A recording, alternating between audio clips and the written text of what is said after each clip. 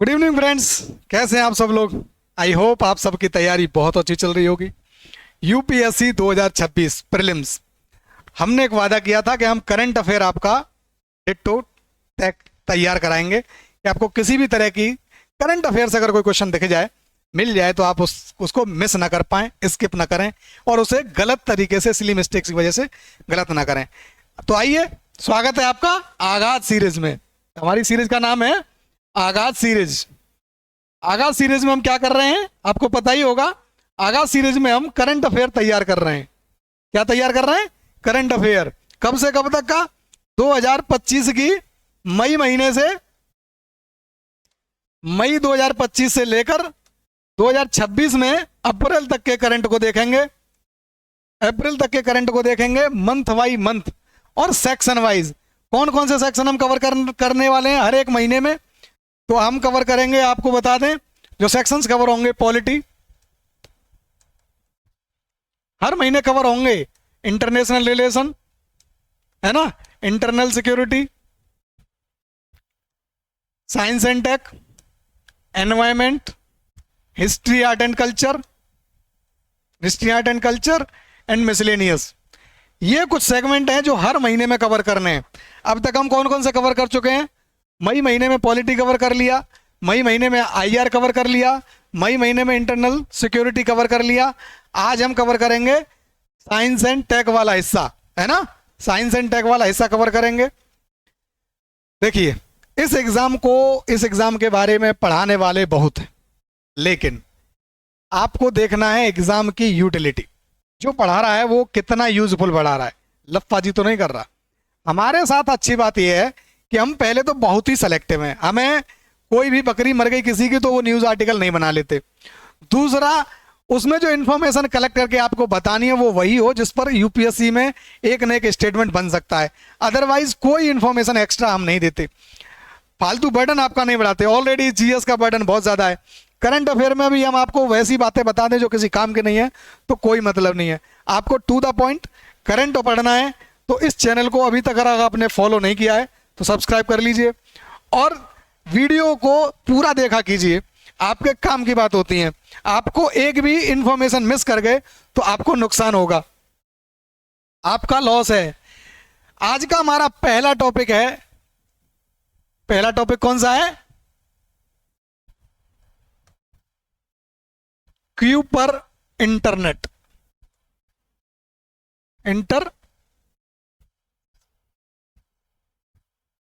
Q पर internet, ये हमारा आज का पहला टॉपिक है। जब भी हमें कोई टॉपिक पढ़े या हम कहीं से पढ़े तो हमें जानना चाहिए कि भाई हम क्यों पढ़ रहे हैं इस टॉपिक को। पहली बात तो हमें जानना है क्यों, why this article, why we are reading, why we are preparing this article. तो ये बात जान लेना जरूरी है। तो वाई का आंसर ये है कि एक कंपनी है अमेजन, आपने नाम सुना होगा।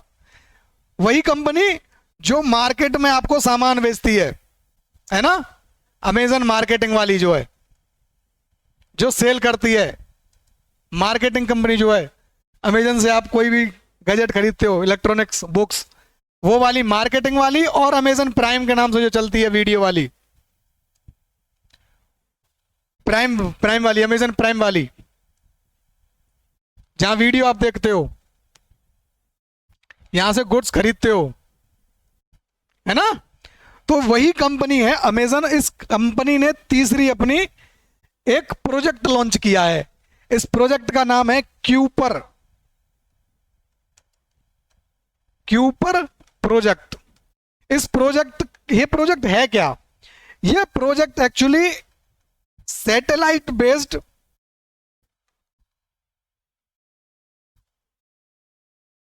इंटरनेट,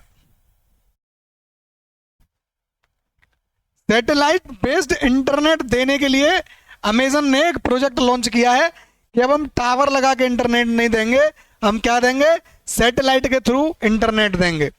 तो उस सैटेलाइट बेस्ड इंटरनेट जो क्यूपर प्रोजेक्ट है, इसके तहत इसने मई 2025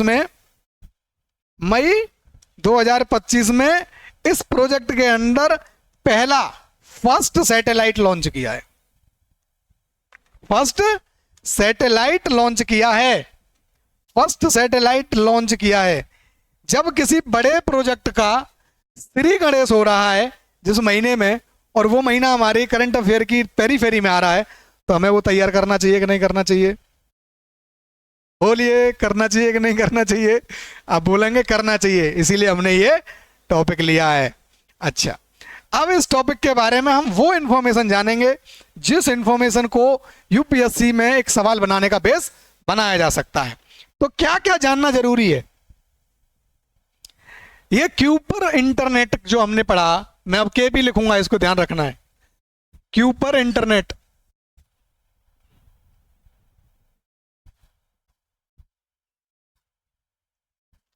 ये जो क्यूपर इंटरनेट है,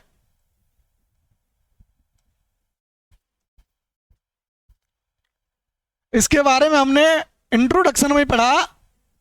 तो कंपनी ओरिजिन, ओरिजिन कंपनी कौन सी है? नाम याद रख, पता है?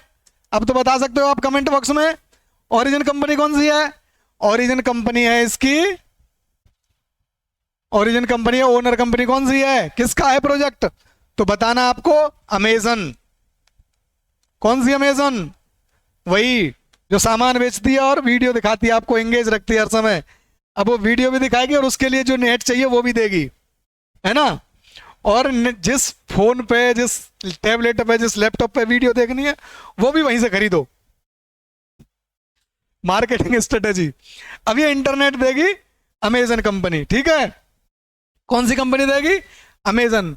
अच्छा, इस क्यूपर इंटरनेट, जिस क्यूपर इंटरनेट की जो बात हो रही है, इसके प्रोजेक्ट का नाम क्या था? इसके प्रोजेक्ट का नाम क्या है ये आपको बताना पड़े।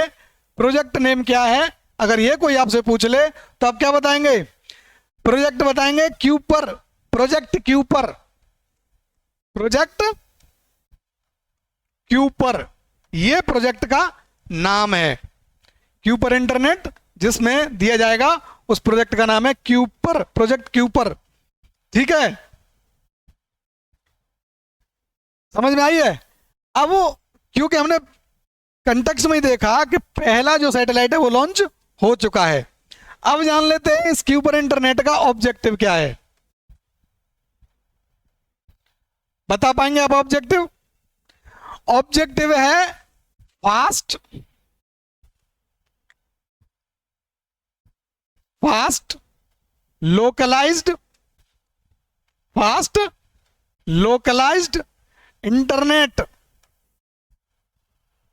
स्पेशली कहां पर? स्पेशली रिमोट एरियाज में, जहां टावर नहीं लगाए जा सके हैं, रिमोट एरियाज में। दिल्ली मुंबई कोलकाता में जरूरत नहीं है इसकी खास, क्योंकि यहां तो इंटरनेट का नेटवर्क बहुत अच्छा है, यहां इंटरनेट इंफ्रास्ट्रक्चर बहुत अच्छा है। लेकिन जो अंडमान निकोबार है, लक्षद्वीप है, पहाड़ी एरिया नॉर्थ ईस्ट का, जम्मू कश्मीर का एरिया है लद्दाख वाला, है ना, मध्य प्रदेश में जंगल है, छत्तीसगढ़ में जंगल है, उन एरियाज में जहां इंटरनेट का जो इंफ्रास्ट्रक्चर है टावर बेस्ड वो नहीं है, वहां पर, है ना, इंटरनेट पहुंचाना, एक्सेसिबल बनाना, कनेक्टिविटी देना, ये है इसका ऑब्जेक्टिव। ऑब्जेक्टिव समझ में आ गया हो तो आइए अब इसका समझते हैं अगला कंपोनेंट। क्यूपर इंटरनेट लिखूंगा मैं KI। अब इसका कॉम्पिटिटर जान लेते हैं कि क्या ये मार्केट में अकेला है? तो आपको क्या कहना है? नहीं भाई, ये कॉम्पिटिटर है इसका। कॉम्पिटिटर कौन है? एलन मस्क इसका कॉम्पिटिटर है। और इस एलन मस्क की जो internet, satellite based internet company देती है उसका नाम क्या है? Starlink project. उस प्रोजेक्ट का नाम क्या है? Starlink project. इस प्रोजेक्ट के अंदर कितनी सैटेलाइट हो सकती हैं? अंदाजा लगाया आपने कभी? 1000, 2000, 5000? नहीं, 8000 सैटेलाइट है। 8000 सैटेलाइट के थ्रू इंटरनेट दिया जा रहा है ऑलरेडी। बहुत से देशों में इसको लागू किया जा चुका है। इंडिया में लागू करने के लिए बहुत जद्दोजहद करनी पड़ी थी एलन मस्क को। अब इंडिया में ये लागू हो चुका है। कहीं कहीं सर्विसेज इसकी ली जा सकती हैं इंडिया में भी, है ना। कॉम्पिटिटर के बाद सिग्निफिकेंस तो आपको समझ में आ ही गया होगा। सिग्निफिकेंस क्या है इसका?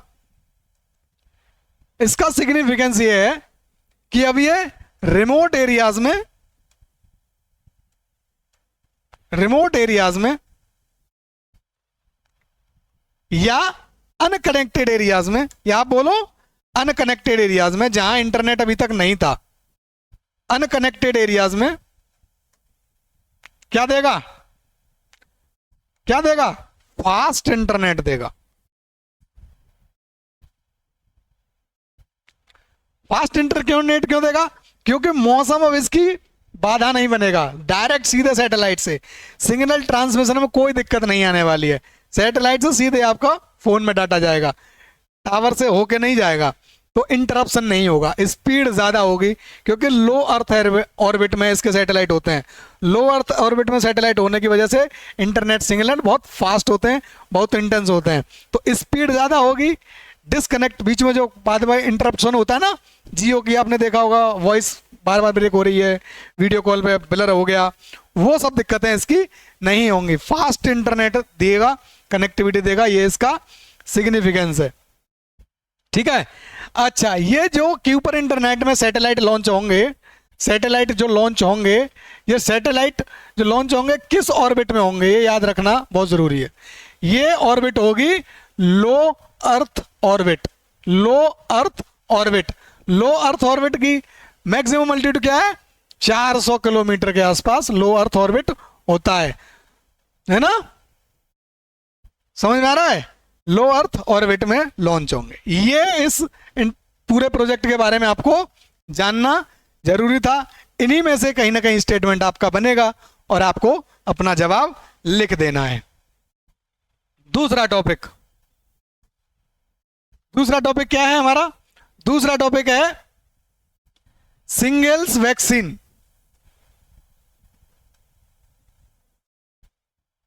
सिंगल्स वैक्सीन, इसको एक नाम और देते हैं, सिंगल्स वैक्सीन कहो या कहो हर्पीज जोस्टर। हर्पीज जोस्टर एक ही बात है। ये वैक्सीन क्यों न्यूज में रही, ये वैक्सीन न्यूज में क्यों है, तो इसका कारण ये था कि मई महीने में ये फाइंड हुआ 2025 में कि अगर आप इस वैक्सीन को लगवाते हो तो कार्डियोवैस्कुलर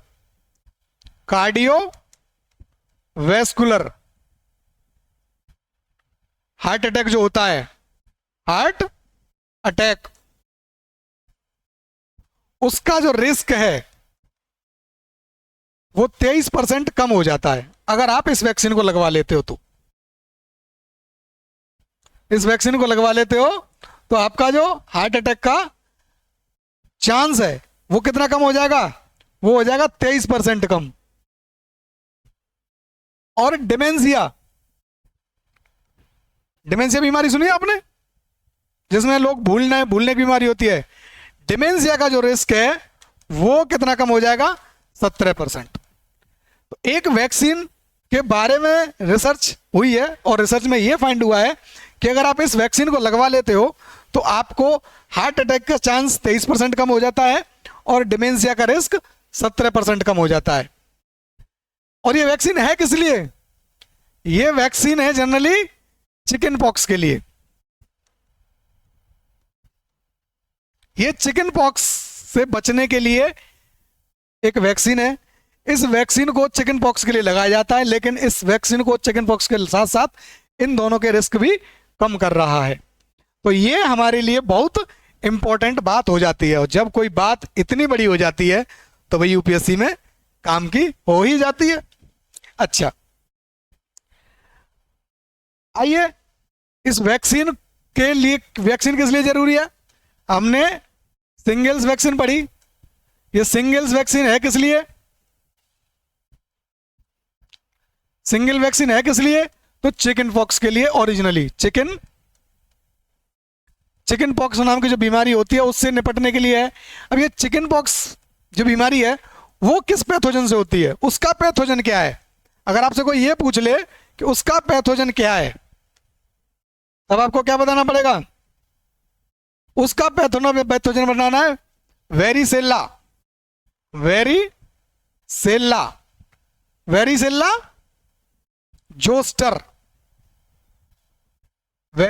जोस्टर एक वायरस है।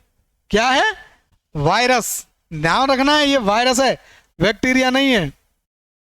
वेरिसेल्ला जोस्टर वायरस, इस वायरस की वजह से होता है आपको चिकन पॉक्स, है ना। इसी वायरस को यूज करके हम इस वैक्सीन को बनाते हैं, हर्पीज जोस्टर जो हमने नाम देखा था, है ना। अब इसका इन्फेक्शन जो है वो कैसे हो सकता है, नेचर क्या है, तो ये वायरस फैलता कैसे है, इसकी नेचर ऑफ इन्फेक्शन, इन्फेक्शन कैसे होगा,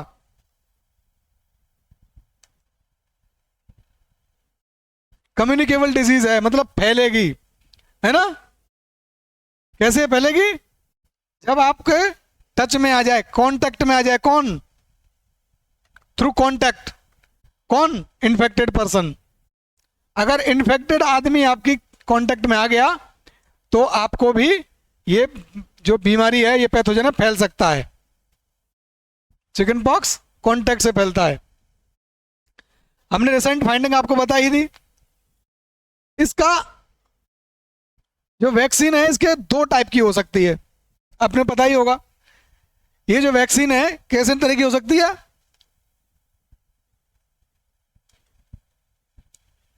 सिंगल्स वैक्सीन जो है वो कितनी तरह की हो सकती है? वो दो तरह की हो सकती है, टाइप 1, टाइप 2। एक तो लाइव वायरस को यूज करे और एक डेड वायरस को यूज करे। वायरस वैक्सीन बनाने के लिए दोनों तरीके से यूज हो सकता है ना। आपने वैक्सीन की वर्किंग तो देखी होगी, समझी होगी। वैक्सीन की वर्किंग कैसे होती है? वैक्सीन वर्क ऐसे करती है कि कोई पैथोजन आप में आए उससे पहले आपके अंदर वही वायरस डाल दिया जाए ताकि आपका शरीर उसके प्रति इम्यून हो जाए, मतलब एंटीबॉडी क्रिएट कर ले। तो अब वो जो इम्यूनिटी क्रिएट करने के लिए वायरस है आपके अंदर जाना जरूरी है। या तो वो लाइव फॉर्म में जाए, डोरमेंट फॉर्म में, बहुत एक्टिव ना, हेल्दी वाला ना हो, कमजोर वाला जिंदा वायरस आपके शरीर में डाल दिया जाए तो भी आपके शरीर में एंटीबॉडी क्रिएट हो जाएगी। या डेड वायरस आपकी बॉडी में इंसर्ट कर दिया जाए तब भी आपकी बॉडी इम्यूनिटी उसके लिए हासिल कर लेगी। तो लाइव वायरस या डेड वायरस दोनों तरीके से बन सकती है। अगर लाइव वायरस से बने, जो लाइव वाली बनेगी उसे बोलते हैं जोस्टा वैक्स। उसका नाम क्या है? जोस्टा वैक्स। ध्यान रखना है, जो लाइव वायरस से बनेगी वो है जोस्टा वैक्स, और जो डेड वायरस से मिलेगी उसको कहते हैं सिंगरिक्स। सिंगरिक्स। तो अब आपको समझ में आया, ये जो वैक्सीन है सिंगल्स वैक्सीन, ये कैसी हो सकती है? या तो जोस्टा वैक्स के रूप में हो सकती है या सिंगरिक्स के वैक्स में हो सकती है।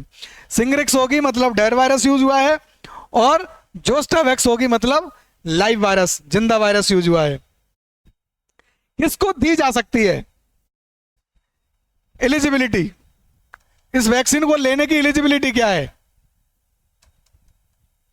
इस वैक्सीन को लेने की एलिजिबिलिटी दो तरह की है। अगर कोई नॉर्मल आदमी है, मतलब नॉर्मल आदमी, नॉर्मल आदमी यहां क्या मतलब है? जिसका इम्यून सिस्टम ठीक ठाक काम कर रहा हो, इम्यून सिस्टम जो है वो ठीक ठाक काम कर रहा हो, इम्यून सिस्टम स्ट्रांग है, उसको दी जाएगी ये 50 साल का होने के बाद। लेकिन एब नॉर्मल केस भी हो सकता है एक। एब नॉर्मल से मतलब अंधा नहीं, बहरा नहीं, लो इम्यूनिटी जिसकी होती है, जिसका इम्यून सिस्टम जो है वो वीक है, इम्यून सिस्टम लो, इम्यून सिस्टम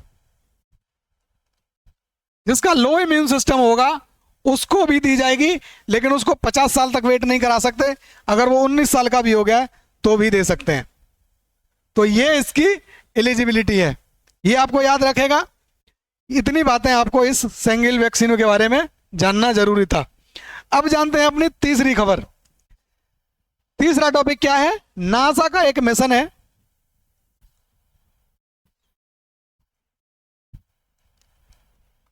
किसका मिशन है? नासा का। नासा का एक मिशन है, मिशन का नाम मैं बताऊंगा, 1 मिनट रुको। नासा का मिशन है, इस मिशन का नाम है ग्रेल मिशन। क्या मिशन है? ग्रेल मिशन। क्या मिशन है? ग्रेल मिशन है। ये नासा का मिशन है, ग्रेल मिशन। अब इसे मैंने न्यूज में था तो लिया क्यों, इसका वाई पढ़ेंगे हम। क्यों क्यों लिया? तो इसका रीजन ये है कि अपना जो मून है, मून में अगर ये टिल्ट मान लें ऐसे मून को, तो ये होगी नियर साइड और ये होगी फार साइड। ठीक है, ये हमारी धरती मान लो यहां कहीं। तो धरती के जो करीब वाला पोल है, इस वाले पोल को इस वाले पोल से कुछ डिफरेंट पाया है इसने, मतलब उसकी जियोमॉर्फोलॉजी अलग तरह की है। यहां कुछ और है जियोमॉर्फोलॉजी और यहां कुछ और है। इसी जियोमॉर्फोलॉजिकल अंतर को आइडेंटिफाई किया है किस मिशन ने? ग्रेल मिशन ने। चंद्रमा के 2 पोल हैं और दोनों पोल की जियोमॉर्फोलॉजी में अंतर पाया है जिस मिशन ने। उस मिशन का नाम है ग्रेल मिशन, कंपनी का नाम है नासा, एजेंसी का नाम। तो नासा के ग्रेल मिशन ने चंद्रमा के दोनों पोल्स में जियोमॉर्फोलॉजिकल डिफरेंस आइडेंटिफाई किए हैं। और ये कब किए थे? मई 2025 में। मई 2025 में अगर आइडेंटिफाई किया है, पब्लिक हुई है रिपोर्ट, तो हमें पढ़ना जरूरी है। इसलिए हमने इस न्यूज को लिया है मई महीने के साइंस एंड टेक वाले सेक्शन में। तो आइए समझते हैं क्या क्या जरूरी है जानना। पहले तो जैसे ग्रेल है, भाई ये ग्रेल का मतलब क्या है, यही बता दे कोई। सबसे पहला काम तो यही है कि ग्रेल का मतलब क्या है। ग्रेल मिशन में, ये ग्रेल में अलग अलग GARIL हैं, वो क्या है? ग्रेल मिशन में जी का मतलब है ग्रेविटी। जी का मतलब क्या है? ग्रेविटी। जी का मतलब क्या है? ग्रेविटी। इसका मतलब है रिकवरी, है रिकवरी। ए का मतलब है, ए का मतलब क्या है? ए का मतलब है एंड। ए लगाया है तो एंड। और ये क्या है? इंटीरियर। और ये क्या है? Laboratory. Laboratory, gravity, recovery and interior laboratory, ये इस मिशन का पूरा नाम है। आपको याद रखना है पूरा का पूरा नाम, आधे अक्षर नहीं। ठीक है। गोल क्या था इस मिशन का? ऑब्जेक्टिव यानी गोल क्या है? गोल ऑफ द मिशन आपको याद रखना है। गोल ऑफ द मिशन क्या था? मैपिंग करना। मैपिंग किसकी? मून की। मून की क्या? दोनों साइड की, फार साइड और नियर साइड, इन दोनों की मैपिंग करना, पता करना कि इन दोनों में क्या कोई समानता है, डिफरेंसेस हैं, इसकी जानकारी जुटाना, ये इसका ऑब्जेक्टिव था। फाइंडिंग क्या क्या है? फाइंडिंग्स आपको ध्यान रखनी है। इसकी फाइंडिंग्स क्या है इस मिशन की? तो हम यहां चंद्रमा बड़ा सा बना लेते हैं ताकि दोनों,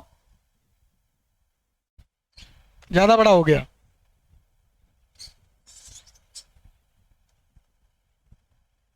चंद्रमा ये इसका एक्सिस, ये फार साइड, ये नियर साइड।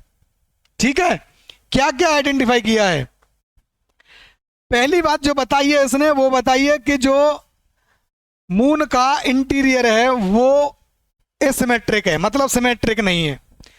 यहां के मून की जो जियोमॉर्फोलॉजी है वो यहां के मून की जियोमॉर्फोलॉजी से अलग है। तो पहली बात बताई है एसिमेट्री। एसिमेट्री, एसिमेट्री, एसिमेट्री कहां पे? यहां और यहां। ये एसिमेट्री कैसे कैसे दिखाई देती है? तो ये कहता है कि जो नियर साइड है, ये वाली जो साइड है, ये वार्मर है। कैसी है? वार्मर, मतलब गर्म है। गर्म है किसकी तुलना में? ये कैसी होगी फिर? ये होगी वार्मर की जगह कूलर। ये कैसी होगी? ठंडी। जो फार साइड है वो ठंडी है, वो गर्म है। दूसरी जो चीज जाननी है वो यहां का जो मेंटल है, यहां का जो मेंटल है वो एक्टिव मेंटल है। एक्टिव मेंटल किधर का, इधर वाले का, नियर साइड का जो मेंटल है वो एक्टिव है, यहां का जो मेंटल है वो लेस एक्टिव है, लेस एक्टिव मेंटल। इतनी बात समझ में आ रही है? ठीक है, दो बात है। तीसरी बात जो पता चली है वो ये पता चली है कि ये अंतर क्यों है, ये यहां कूलर है और यहां गर्म है, यहां का मेंटल ज्यादा एक्टिव है, यहां का कम है। तो इस दोनों का रीजन जो पाया है वो है अर्थ की ग्रेविटी। क्या है? Gravity of earth. ध्यान रखना है, सूरज की नहीं, खुद की नहीं, अर्थ की ग्रेविटी की वजह से ये डिफरेंस पाया है।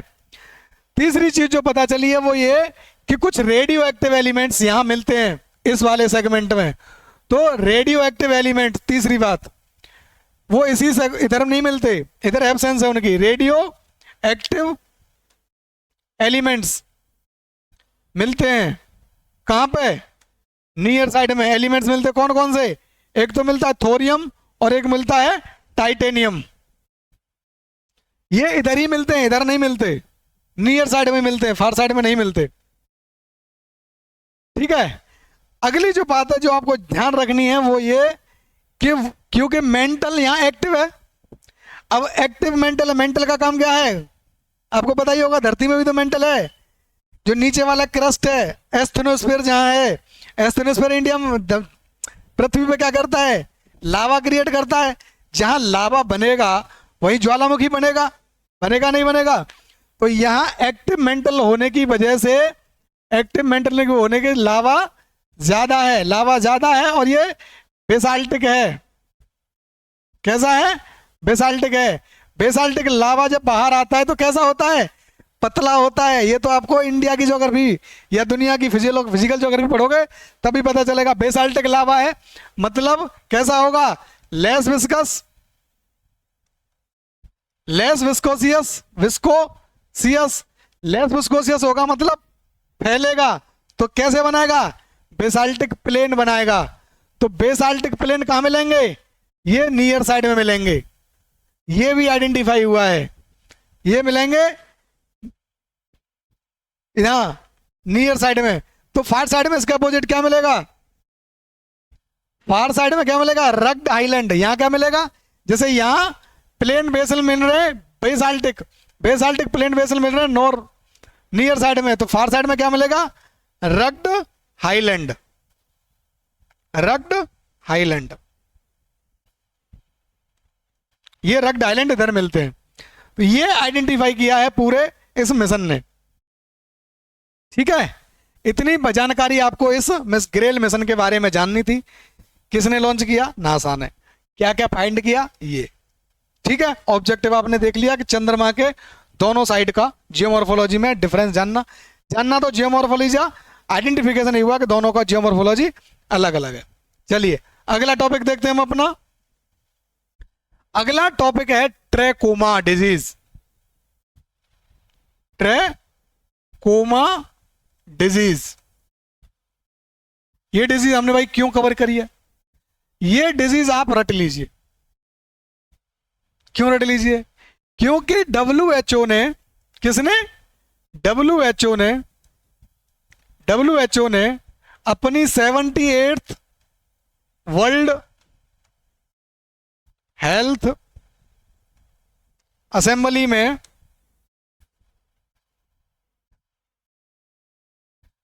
यह घोषणा करी है। क्या किया है? डिक्लेयर किया है कुछ। आपको पता है डिक्लेयर क्या किया है? अगर आपको पता है तो कमेंट बॉक्स में बताइए।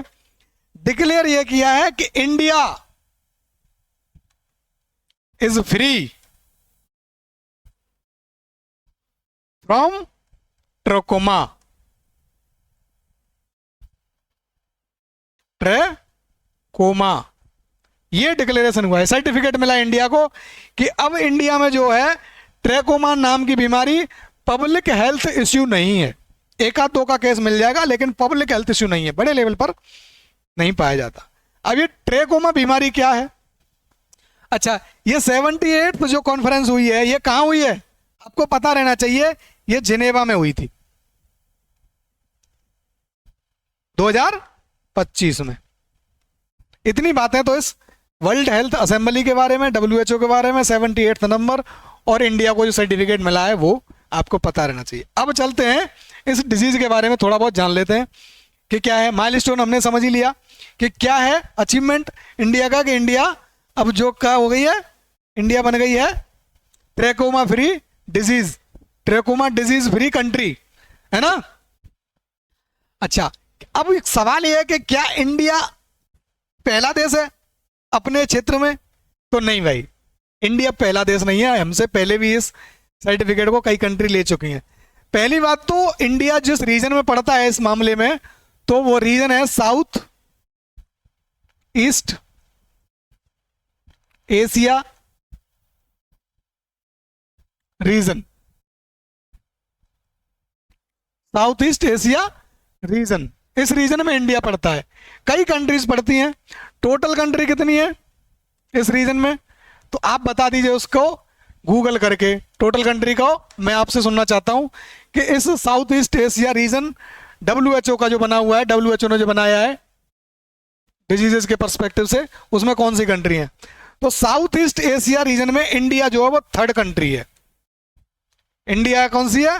थर्ड कंट्री है जिसने trachoma free third country India है।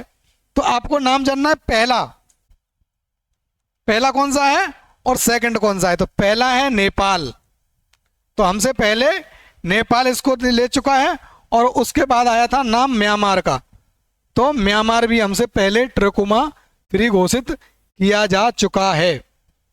अच्छा, ये जो ट्रैकोमा नाम की बीमारी है ये किससे होती है? पैथोजन का नाम क्या है आपको पता रहना चाहिए। पैथोजन का नाम है, उसका नाम है बैक्टीरिया, बैक्टीरिया। इस बैक्टीरिया का नाम क्या है? तो बैक्टीरिया का नाम है चिलाइमेडिया,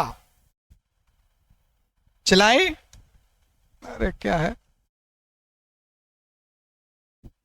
चिलामाइडिया।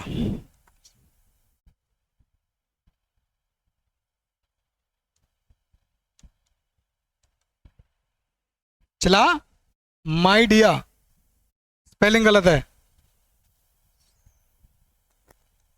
CH चिला CHLMYDIA, चिलामाइडिया। ये चिलामाइडिया नाम का बैक्टीरिया है। चिलामाइडिया ट्रैकोमाटिस, ट्रैकोमैटिस या माटिस जो भी पढ़े, तो ये इसका नाम है बैक्टीरिया का। ये नाम याद रखना है आपको, इस नाम को भूलना नहीं है, ठीक है। अच्छा, ये जो पैथोजन है करता क्या है, इंपैक्ट क्या है इसका? तो इसका इंपैक्ट है ब्लाइंडनेस, कंप्लीट ब्लाइंडनेस के लिए ले जाता है। जिसको ट्रैकोमा हो गया उसको जिंदगी में फिर दोबारा कभी दिखाई ना देगा। ब्लाइंडनेस वो भी इरिवर्सिबल।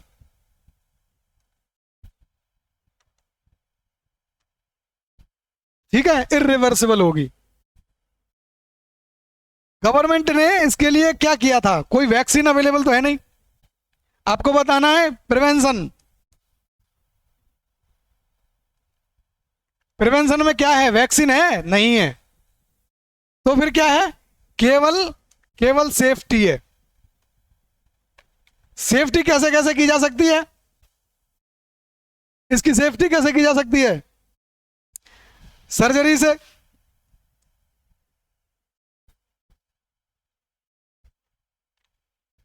सर्जरी के थ्रू प्रिवेंशन की जा सकती है। एंटीबायोटिक से,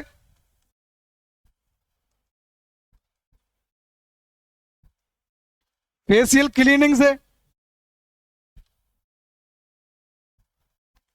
और कैसे?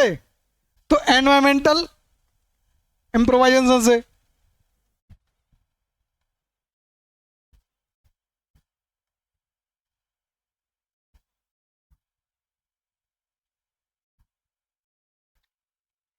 इसके लिए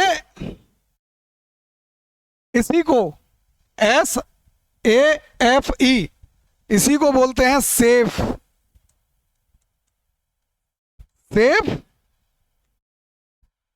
स्ट्रेटेजी। तो सेफ स्ट्रेटेजी किस लिए है?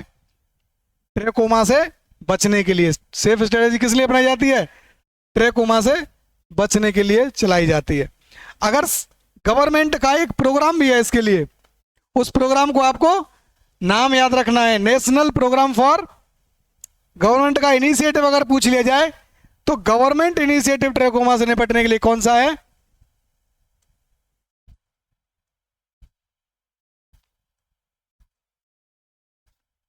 गवर्नमेंट इनिशिएटिव का नाम पूछ लिया जाए तो आपको बताना है national programme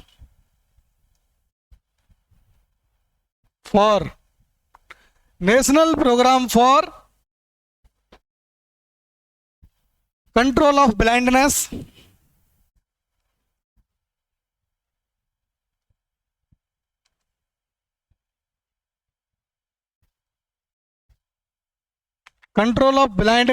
and visual impairment.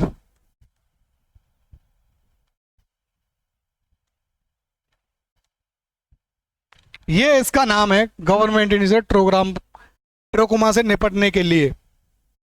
NPCBVI। तो ये थे साइंस एंड टेक में पूरी मई महीने की न्यूज़ आर्टिकल्स आपके लिए तैयार किए थे मैंने। आई होप आपको ये पसंद आया होगा लेक्चर, और अगर पसंद आया तो लाइक शेयर कीजिए, कमेंट भी कीजिए और अपने दोस्तों के साथ शेयर भी कीजिए। आप यही कर सकते हैं मेरे लिए, इससे ज़्यादा आपके हाथ में कुछ है नहीं। मैं आपके लिए इससे भी बेहतर लेक्चर लेके आता रहूँगा। तब तक पढ़ते रहिए, बढ़ते रहिए। Thank you.